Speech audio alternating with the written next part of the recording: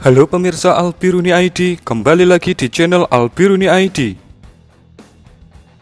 Kemarin, pada 5 Desember, dikabarkan dua pangkalan udara militer untuk penerbangan jarak jauh Rusia, yaitu Pangkalan Udara Diaghilevo dan Pangkalan Udara Engels, dilaporkan mendapat serangan dari pihak Ukraina.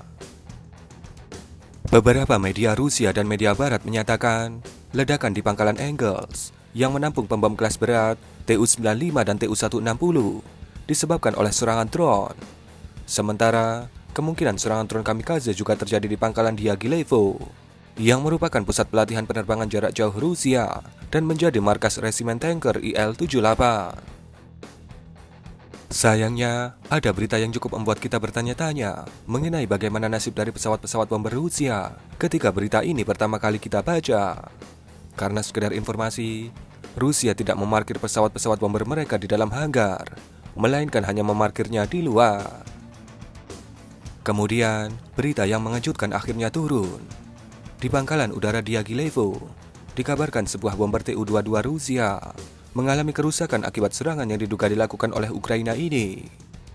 Berita ini dibuktikan dengan beredarnya foto-foto yang menunjukkan ekor dan sayap dari pesawat pembom Tu-22M3 yang rusak, di mana kerusakan ini kemungkinan terjadi karena ledakan dari truk tangki bahan bakar yang berada di sampingnya, yang diduga menjadi target serangan drone kamikaze Ukraina. Selain itu, bomber Tu-22 yang rusak itu juga terlihat masih membawa rudal Kh-22 di sayapnya. Tapi yang menarik adalah Pangkalan Diaghilevo bukan merupakan rumah bagi Tu-22. Pertanyaannya, sedang apa Blackjack di sana? Sedangkan untuk kerusakan yang terjadi di Pangkalan Engels, masih belum ada laporan lebih lanjut. Jika kita amati, Pangkalan Engels terletak sekitar 700 km dari wilayah Kharkiv, Ukraina, dan hanya sekitar 400 km saja dari ibu kota Moskow. Sedangkan Pangkalan Diaghilevo terletak sekitar 650 km dari Kharkiv dan sekitar 350 km dari ibu kota Moskow.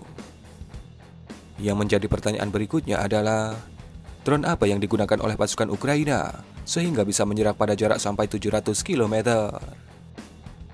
Salah satu pengamat militer asal Rusia, yaitu Sasha Kots, menyatakan bahwa kemungkinan Ukraina menggunakan drone intai era Soviet yang dimodifikasi menjadi drone kamikaze, yaitu Tupolev Tu-141.